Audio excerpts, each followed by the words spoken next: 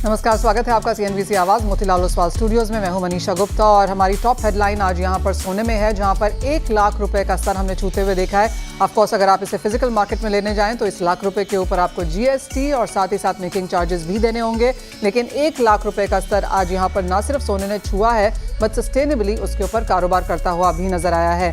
अब इसके बाद किस तरह के लेवल्स देखने को मिल सकते हैं और आप क्या करें बताएंगे आपको। साथ ही बात करेंगे यहाँ पर कच्चे तेल में, क्योंकि आज सारी हेडलाइंस यहाँ पर कच्चे तेल में हैं। एशियन मार्केट्स में 6% खुलने के बाद करीबन 12% के हाईज दिखाने के बाद अब कच्चे तेल में 9 से 10% की तेजी के साथ कारोबार है। यहाँ पर जिस तरह से इजराइल, ईरान और US की कॉन्वर्सेशंस आई हैं, ऑन ग्राउंड अटैक्स हैं, उन सभी का इम्पैक्ट कच्चे तेल में आता हुआ नजर आया है। यहाँ से आगे जाकर मिडल ईस्ट से क्या एक्सपेक्ट करना चाहिए और प्राइसेस में क्या रह सकता है, इस पर भी होगी चर्चा। और इन सब पर बात करने के लिए हमारे साथ GJPC के एक्स चेयरमैन कॉलिन शाह हैं, HPCL के former CMD MK Surana and Anand Rathi के डायरेक्टर नवीन माथुर हैं। आप सभी का कार्यक्रम में स्वागत है। नवीन, सबसे पहले गोल्ड पर एक सेंस लेना चाहेंगे। 1 लाख रुपया हमने यहाँ पर टच होता हुआ देखा है। अब यहाँ से आपको क्या लगता है, कहाँ जा रहे हैं प्राइसेस? या Manisha, good morning. Definitely 1 lakh का भाव हमने देख लिया है गोल्ड में। आई थिंक इस टाइम जो MCX का भाव है वो तकरीबन 1,03,000 के आसपास है पर 10 grams, and international markets also are at around 3,400 levels or so. Currently they are at around 3,372. Geopolitical concerns between Israel and Iran has raised the questions again in the Middle East. सबसे बड़ा एक वो कारण है। The second fundamental is that the CPI and the PPI numbers in the US जो है वो forecast से नीचे ही रह रहे हैं Manisha. Actual numbers have come at 2.4% against the previous of 2.3, although it was forecasted at 2.5. तो लग रहा है कि फेडरल रिजर्व जो है वो अपना रेट कट सितंबर में कर सकता है, तो उस वजह से भी डॉलर में डिप्रिसिएशन आई है। Dollar is around 3 years low at around 98. The dollar index is at around 98 and the rupee also is depreciating currently at around 86 plus 86.16. So all these factors plus the central bank buying, geopolitical risk, diversification, everything is leading to a short term I would say bullishness in gold and silver particularly, पर volatile जरूर रहेगा। तो मेरा मानना ये है कि अगर किसी को ट्रेडिंग करना है, ट्रेडिंग पर्सपेक्टिव से the August contract of gold on the MCX can be bought at around 99,900 levels. Currently we are at around 1,200,000 levels for the contract. Target would be around 1,900,000 and stop loss to be maintained because of the volatility at around 99,500 or so. 3% की तेजी के साथ सोने में कारोबार है। Indian markets में all time highs पर हैं और 1 लाख रुपया 300 रुपए तक के हमने लेवल्स MCX पे बनते हुए देखे हैं। हमारे साथ अब कॉलिन शाह जुड़ चुके हैं। कॉलिन, नमस्कार। आपका पहला रिएक्शन गोल्ड पे। एब्सोल्यूट सेफ हेवन बाइंग है इस वक्त यहाँ पर, जिस तरह से हमने मिडल ईस्ट, वेस्ट एशिया से खबरें आते हुए देखी हैं।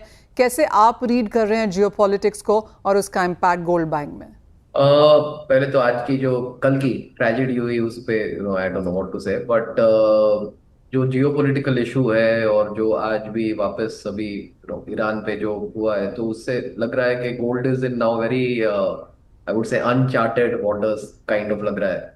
तो सेफ हेवन तो पक्का है, बिकॉज ये अनसर्टन टाइम्स में एक सोना ही है जो सर्टन है। और ये शायद जो अपनी लास्ट वीक भी बात हुई थी प्रोग्राम में, $4,000 की तरफ मीन जल्दी ऐसे जा रहा है, ऐसे लग रहा है। कॉलिन, आप एब्सोल्युटली कॉलिन, आप इंडियन बाइंग किस लिहाज से फिर यहाँ पर आता हुआ देखते हैं? क्योंकि जिस तरह से हमारी बात होती रही है, सभी पूरी इंडस्ट्री को ये होप रही है कि ये महीना शायद अच्छा जाएगा या अगला महीना शायद अच्छा जाएगा। वेडिंग सीजन है, सो ये 2 महीने में जो शादियां की जो खरीदारी होगी वो जरूर होगी, but in terms of grammage और किलोज वॉल्यूम थोड़ा डाउन ही रहेगा, बिकॉज ये वोलेटिलिटी में कोई मींस आई वुड से जो इन्वेस्टर कम्युनिटी है वो शायद ऐसे वेट एंड वॉच मोड में जाएगा कि कोई डिप आए तभी खरीदारी करें। सो आई थिंक वेडिंग की जो खरीदारी है वो रहेगी, but investment demand will be slightly muted. Colin, I respect your point. आपने कहा अनचार्टर्ड टेरिटरी में है, लेकिन just to get a sense कि यहाँ से प्राइसेस अगर हम एक साल के एंड तक देखें, जिस तरह का बैकग्राउंड सिनेरियो जिसके साथ हम काम कर रहे हैं, आपको लगता है लाख के ऊपर ये साल खत्म होगा ऑन मच हायर लेवल्स? नहीं, based on all the facts that we know today, जरूर लाख के ऊपर। आई डोंट थिंक इसमें कुछ दो गुंजाइश है। बहुत सारी अनसर्टेनिटी, मीन एक नहीं है, एक है tariff wars, Israel, Iran, what is happening in Russia, Ukraine, इन क्या बोलूं, सब जगह ये अनसर्टेनिटी अनसर्टेनिटी है। सो ऐसा मीन्स कंसिडरिंग हम लोग सब जो इंडस्ट्री में आज 35-40 साल हो गए, तो ऐसा समय कभी देखा नहीं है जो लास्ट एक साल में जितना अनसर्टेनिटी देख रहे हैं। So it is difficult to predict, but having said that, ऐसा लग भी रहा है कि बहुत सारी जो अनसर्टेनिटी आज की तारीख में है, वो अगले 3-6 महीने में शायद सर्टेनिटी में बदल जाए, शायद। और जब वो होगा तब I think we'll see a little stabilising and maybe correction once again. But तब तक तो लग रहा है कि ये बुल रन और ऐसा ही रहेगा। Well absolutely. आगे जाकर जिस तरह के हमने यूएस इन्फ्लेशन के नंबर्स देखे हैं, एक्सपेक्टेशन की यूएस रेट कट कर सकता है और भी सपोर्टिव फैक्टर्स शायद आगे जाकर बनते हुए नजर आ रहे हैं। कॉलिन, एक्सपोर्ट्स में क्या कुछ हमने सुधार आता हुआ देखा है? क्योंकि पिछले 2 महीने वहां से भी कोई बहुत बड़ी स्ट्रॉन्ग स्ट्रेंथ देखने को नहीं मिली थी। ये एक्सपोर्ट्स में एक अच्छी मींस से the positive, because we all like be positive हमारे इंडस्ट्री में। तो एक जो अच्छा है कि जो आई थिंक जितना वर्स्ट होना था वो हो गया है। नेचुरल और लैब ग्रोन का जो एक से I would say battle royal चल रहा था लास्ट 4 साल से, वो भी थोड़ा अभी स्टेबिलिटी के तरफ आ गया है कि लैब ग्रोन में अब प्राइस से बॉटम पे आ गए हैं, नेचुरल डायमंड्स पे प्राइस बॉटम पे आ गए हैं। जो भी due to sanctions, Alrosa, De Beers का इफेक्ट, वो सब लगभग हो गया है। अभी De Beers like is for sale, but that also something will happen in the next 3-6 months. So ये जो एक इंडस्ट्री में बहुत सारे जो तनाव हो रहे थे, वो आई थिंक एक रॉक बॉटम पे आ गया है। And now considering the strength that we are seeing in the American market specially, in spite of all the uncertainty they have seen in the last 100 days, तो last 100 दिन आप US के देखोगे तो पहले एक था इलेक्शन नवंबर से अप्रैल तक का टाइम, जब एकदम बुओयंसी थी और सबको लगा कि बहुत अच्छा चलेगा। और फिर अप्रैल में जून में जो अनसर्टेनिटी, टैरिफ, ये वो Walmart shutting down stores and Costco and lot of things happening. तो ये एक बार जब आप स्टेबिलिटी देख रहे हैं, तो हम हमारी इंडस्ट्री में एक चीज जो ये वेगस शो खत्म हुआ उसमें ये देख रहे हैं कि डिमांड अभी भी है। It has not gone subdued, और ऐसा नहीं है कि everyone is in wait and watch. There is a demand, consumer is buying. और एक जो अच्छी चीज है कि चाइना में भी थोड़ा कमबैक आया है, और इंडियन मार्केट स्टेबल है, और जीसीसी जो एक बड़ा मार्केट अभी हो रहा है वो बहुत अच्छी तरह से खुल रहा है। So I think in exports the worst is over and we will see nominal to a little growth happening in the next 12 months. एक दूसरा भी जो एक बहुत पॉजिटिव है हमारी इंडस्ट्री के लिए इज दैट बहुत आई थिंक बहुत साल तक शायद सीरियसली नहीं हुआ था अपने इंडियन साइड पे, बट अब लग रहा है कि बहुत seriously our government has also taken up is all the bilateral trade agreements. So ये सारे जो बायोलैटरल ट्रेड अग्रीमेंट हो रहे हैं विद ईयू, यूएस के साथ होगा, दूसरे आसियान नेशंस के साथ होगा, चाइना के साथ जो अग्रीमेंट अगले 6-12 महीने में होगा, तो उसका बहुत बड़ा बेनिफिट हमारे जेम्स एंड ज्वेलरी सेक्टर को भी मिलेगा। कॉलिन, एक और पॉजिटिव जो गोल्ड के लिए आया है वो ये कि अब ग्लोबल सेंट्रल बैंक्स का जो डेटा ईसीबी की तरफ से निकल के आया, gold is the second largest reserve US dollar के बाद। यूरो 3rd नंबर पे है, कैनेडियन डॉलर, जापानीज येन काफ़ी नीचे है यहाँ पर। तो ग्लोबल सेंट्रल बैंक्स का 20% फॉरेक्स होल्डिंग अब यहाँ पर गोल्ड में है। काफ़ी स्ट्रॉन्ग स्ट्रेंथ वाली रिपोर्ट है। क्या इसका फ़ायदा गोल्ड रिटेल मार्केट उठा रही है? नहीं, रिटेल मार्केट जरूर उठाएगी। और ये एक दूसरा भी साइन क्या है कि जैसे डी डॉलराइजेशन हो रहा है, आज 20% है, ये अगले 1-2-3 साल में बढ़ने ही वाला है। It is not going to reduce, because I think globally जितने भी कंट्रीज है, इकोनॉमीज है, आज अगर आप सेंट्रल बैंक के कोई भी गवर्नर हो कोई भी देश में, तो वो जरूर आज डी डॉलराइजेशन कर रहा है। कोई स्लो करेगा, कोई शायद तेजी से करेगा, बट एंड में वो पैसा बहुत होल्ड में ही आने वाला है। सो एक है कि gold will be stable. So if you are a consumer today, there is only going to be one way, it is going to be up, right? You may have slight corrections along the way, थोड़े थोड़े corrections आएंगे 1-2 साल की जर्नी में, but long term bullishness ही रहेगा जैसे जैसे। और एक्चुअली जो हम लोग इंडस्ट्री में एक सबको थोड़ा डर भी है कि जैसे जैसे सेंट्रल बैंक्स और सोना खरीद रहे हैं, शायद फिजिकल गोल्ड मिलना भी थोड़ा मुश्किल हो जाए। ऑलराइट, वो premium as of now markets में नहीं है क्योंकि सामने बाइंग में भी थोड़ी सी गिरावट देखने को मिली है। आज सोना लाख रुपए प्रति 10 ग्राम है, तो बहुत सारे बायर्स आर कमिंग फ्लॉकिंग, ऐसा फिलहाल नहीं लगता बिकॉज क्लियरली वो डाइजेस्ट होने में टाइम लगेगा। But at these current levels, एक फाइनल सवाल कोलन, आपको लगता है लो कैरेटेजेस एंड लो वेट यहाँ पर ज़्यादा काम करेगा? एंड लाख रुपए पर 10 ग्राम का जो सोना है, अब क्या ये ज़्यादा इन्वेस्टमेंट की तरफ जा रहा है rather than on a Vim jewellery की तरफ? इंडिया में दो टाइप के कंज्यूमर है। एक है जो लाख क्या, अगर 1.25 लाख भी हो गया तो उसको 22 कैरेट 24 कैरेट और हायर कैरेट ही चाहिए, क्योंकि उनका वो इनकम एस्पिरेशन और ब्रैकेट है। और दूसरा है कि जो लाख रुपए का ही बजट है और उसको बड़ी चीज चाहिए, तो वहां पे आप लोअर कैरेटेजेस जरूर देखोगे। सो वो 100% होगा, और हो भी रहा है। अपना मार्केट पहले खाली एक 22 कैरेट का मार्केट था, आज 18 और 14 कैरेट बहुत बिक रहा है। अभी it is a matter of time before the lower caratages भी हॉलमार्किंग के एम्बिट में आ जाए, और फिर वो भी बिकना चालू हो जाएगा। सो एक बजट का जो बाइंग है वो लोअर कैरेटेज में होगा, जिसको हायर वॉल्यूम चाहिए। और एक है जो लग्जरी कस्टमर है, जिसको प्राइस जितना भी बड़ा पड़े उसको अच्छी चीज ही चाहिए वैसे। ओ वेल एब्सोल्युटली, यहाँ पर ये भी खबरें हैं कि लोग यहाँ पर 22 तो छोड़िए 24 कैरेट का भी सोना खरीदना चाहते हैं। जैसे कॉलिन हमें बता रहे हैं कि जी हाँ, एक लग्जरी मार्केट है, वेल्थ क्रिएशन है, अमासिंग वेल्थ है, होल्डिंग इट है, वो ऑफकोर्स 24 कैरेट में करना चाहेंगे। और जो पहनना चाहते हैं वो लाइट वेट लाइट कैरेट शायद देखना चाहेंगे।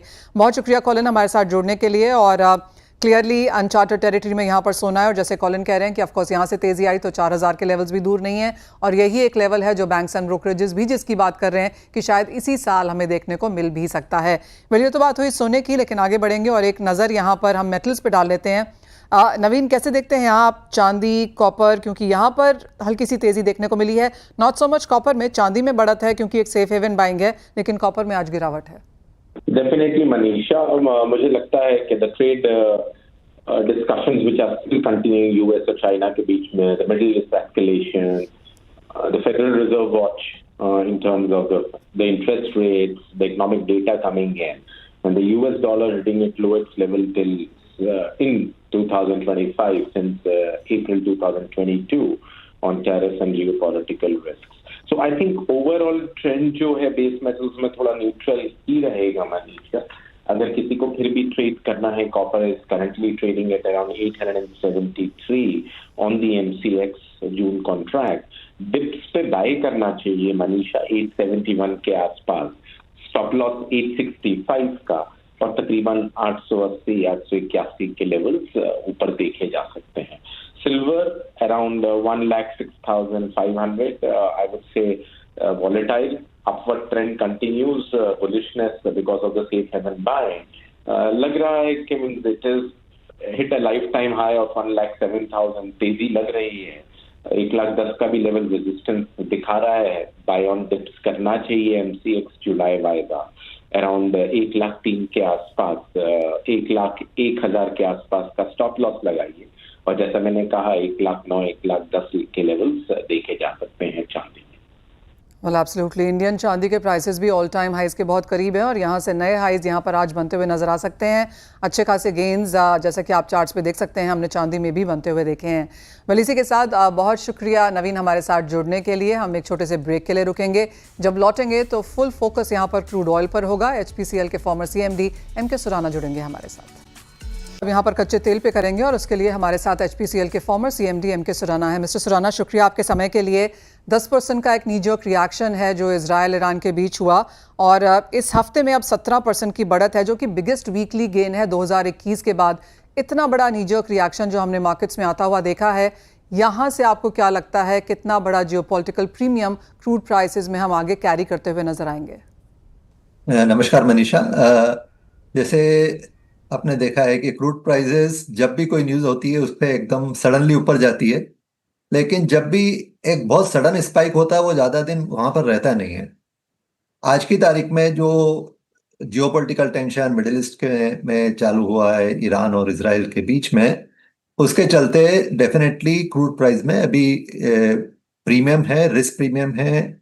वो एक क्रूड की प्राइस का, एक यदि टेंशन एस्केलेट होता है उसके कारण, स्ट्रेट्स ऑफ हॉर्मस में यदि कुछ प्रॉब्लम होती है तो उसके कारण शिप्स और इंश्योरेंस सबका एक मिला जुला और स्पेकुलेशन, सबका मिला जुला एक रूप हम इसमें देख रहे हैं। आगे तीन पॉसिबिलिटी आज की तारीख में, ये एकदम एग्जैक्टली कहना कि ये ऊंट किस करवट पर बैठेगा वो उतना मुश्किल होगा, लेकिन तीन पॉसिबिलिटीज है। यदि ये जो टेंशन है ये इसी में कंटेंट रहता है, सॉल्ट होता है या एस्केलेट होता है। यदि ये एस्केलेट नहीं होता है, जिसमें पूरा मिडिल ईस्ट यदि इनखल होता है या स्ट्रेट ऑफ हॉर्मुज पे यदि प्रॉब्लम नहीं आती है, तो मेरे ख्याल से ये थोड़े दिन में सेटल होगा। अभी आज की तारीख में जबकि ओपेक ने क्रूड की सप्लाई को बढ़ाया है पिछले 3 महीनों से ज्यादा तेजी से, और शायद आगे भी कुछ बढ़ाएंगे। समर सीजन चालू है जिसमें ड्राइविंग सीजन है, जिसमें डिमांड बढ़ती है, उसके कारण शायद क्रूड प्राइस थोड़ी ऊपर रह सकती है, लेकिन बाद में मेरे ख्याल से इसका वापस नीचे आना चाहिए, क्योंकि ऐसा कोई स्ट्रक्चरल चेंज सप्लाई डिमांड में नहीं हो गया है जिसके कारण क्रूड प्राइसेस बहुत ज्यादा बढ़ जाए। सो स्ट्रक्चरली यदि हम देखें तो 60-70 रेंज ही दिखती है, लेकिन ये जो न्यूज फ्लो है, जो टेंशन है, जो जियोपॉलिटिकल टेंशन है, उसके कारण ये जो क्रूड प्राइसेस ऊपर आ रही है। और पिछले यदि पहले हम देखें कि जब भी ये बढ़ा है, इस अधिकतर तेल स्ट्रेट ऑफ होम से होके ही बहता है आगे, तो ये कमर्शियल रीजनिंग भी है कि इस एस्केलेट को आगे बढ़ने से रोका जाए, और उसके लिए मेरे ख्याल से मिडिल ईस्ट के जो भी सप्लायर्स हैं वो भी कोशिश करेंगे। और पहले भी टेंशन में जब ज्यादा ईरान इराक वार भी हुआ, और उस समय भी मतलब एकदम से सप्लाई वहां से बंद नहीं हुई थी। Mister Surana, for the longest time जैसे क्रूड ऑयल प्राइसेस में हमने गिरावट आते हुए देखी थी इस साल में, एक होप थी कि शायद रिटेल के लिए प्राइसेस यहाँ पर कम किए जाएंगे फ्यूल के। अब बिकॉज हम रेंज के ऊपरी तरफ यहाँ पर कारोबार कर रहे हैं, आप कहेंगे वो होप थोड़ी सी वेन होती हुई नजर आई है? यदि आप पिछले 2-3 साल से देखें तो जो पंप प्राइसेस है डोमेस्टिक मार्केट में वो अनचेंज रही है। जब क्रूड प्राइस ऊपर गई तब भी, और जब क्रूड प्राइस नीचे आई तो भी, उसमें थोड़ा एक्साइज ड्यूटी की इंक्रीज और डिक्रीज के साथ इसको मैनेज किया गया। सो जबकि सब लोग चाहते हैं कि पेट्रोल पंप की प्राइसेस कम हो क्योंकि क्रूड प्राइसेस गिर रही है वगैरह, लेकिन जो ऑयल मार्केटिंग कंपनीज है उनको अपना इंटीग्रेटेड मार्जिन भी देखना होता है। एलपीजी में उनकी अंडर रिकवरी है, एक्यूमुलेटेड अंडर रिकवरी है, उसको भी कवर करना है। सो मेरे ख्याल से मुझे नहीं लगता है कि अभी नियर फ्यूचर में प्राइसेस कम होने का चांस है। यदि क्रूड प्राइसेस बढ़ती है तो शायद हो सकता है एक्साइज ड्यूटी में ट्वीक करके उसको थोड़ा कम किया जाए, जो अभी थोड़े दिन पहले बढ़ाई गई थी। और स्पेशली चूंकि कुछ स्टेट्स के इलेक्शन भी आने वाले हैं, तो मुझे नहीं लगता है कि अभी इमीडिएटली नियर फ्यूचर में, जब तक कोई पॉलिटिकल रीजन ना हो, ये पंप प्राइस इंडिया में कम होगी। क्योंकि जब क्रूड प्राइस ऊपर गई थी तब बढ़ाई भी नहीं गई थी, तो मतलब एक स्टेबल प्राइस है। उसके कारण डोमेस्टिक मार्केट में वॉलेटिलिटी को सरकार ने कंटेन किया है, और मेरे ख्याल से यही थोड़े दिन महीने और चलेगा। मिस्टर सुराना, आपने कहा 60 to 70 का एक रेंज है, सो जो ब्रॉडली हम यहाँ पर बनता हुआ देखेंगे, लेकिन जियोपॉलिटिकल टेंशंस हैं। आपने मेंशन किया कि समर ड्राइविंग डिमांड भी यहाँ पर बनते हुए नजर आएगी। आगे जाकर टैरिफ की कंसर्न्स अभी यहाँ पर पूरी हटी नहीं है। ओपेक क्या करता है देखना होगा। इंटरेस्ट रेट कट्स भी हो सकते हैं, काफ़ी सारी अनसर्टनिटीज़ हैं। 60 to 70 की रेंज येस, बट अभी हम 75 पे काम कर रहे हैं। आप कहेंगे ये अपसाइड लोअर साइड स्पाइक्स देखने को मिलेंगे, स्विंगिंग ट्रेड्स, वॉलेटिलिटी परहैप्स एक नॉर्म बनेगा? मेरे ख्याल से सेकंड और थर्ड क्वार्टर में तो वॉलेटिलिटी बनी रहेगी, और शायद ये क्रूड प्राइसेस 70 के ऊपर भी रहे, क्योंकि अभी जिस तरीके से चल रहा है उसमें बहुत सारी चीजें हैं। एक ट्रेड वॉर अनसर्टेनिटी भी है, और शिफ्टिंग स्टेंसेस के ऊपर। सो डिमांड पे लोगों का सर्टेनिटी अभी नहीं है। क्रूड प्राइसेस उसके कारण भी थोड़ा तो डिमांड रीजन एक इम्पॉर्टेंट फैक्टर है, क्योंकि सप्लाई साइड पे तो ओपेक ने क्रूड सप्लाई बढ़ाई है, तो सप्लाई की कमी नहीं है। रादर यदि डिमांड नहीं बढ़ती है तो देयर में भी सप्लाई ग्लट। सो जो मुझे लगता है कि यदि बढ़ता नहीं है तो Q4 तक वापस प्राइसेस नीचे आना चाहिए। और क्योंकि जैसे मैंने बताया, स्ट्रक्चरली कोई रीजन नहीं है कि इसको 70 के ऊपर रहे, तो अभी जो भी चल रहा है वो रिस्क प्रीमियम है इस क्रूड प्राइसेस में। और ये रिस्क प्रीमियम रियलिटी है या स्केयर है या लोगों का स्पेकुलेशन है, ये जैसे जैसे टाइम जाता है वैसे वैसे थोड़ा और क्लैरिटी इसके ऊपर आएगा। चाइना और अमेरिका की जो बातचीत चल रही है उसके कारण भी थोड़ा कुछ फर्क पड़ सकता है, लेकिन मेरे ख्याल से अभी जो ओवर राइडिंग फिनोमिना है वो middle east tension. Fair point. Mister Surana is always बहुत शुक्रिया आपके समय के लिए और काफ़ी डिटेल में हमें समझाने के लिए भी कि कौन से फैक्टर्स वॉच करने हैं। And the point is well taken कि 60-70 की एक ब्रॉड रेंज है यहाँ पर। ऑफ कोर्स हम स्पाइक्स यहाँ पर बनता हुआ देखेंगे और जैसे मिस्टर सुराना ने हमें कहा कि अगले 2 क्वार्टर्स यहाँ पर वॉलेटिलिटी रह सकती है, साल खत्म होते होते तक शायद कुछ स्टेबिलिटी भी यहाँ पर बनती हुई नजर आए। वेल इसी के साथ फिलहाल इस कार्यक्रम में इतना ही समय है। आप बने रहिए हमारे साथ। हम ब्रेक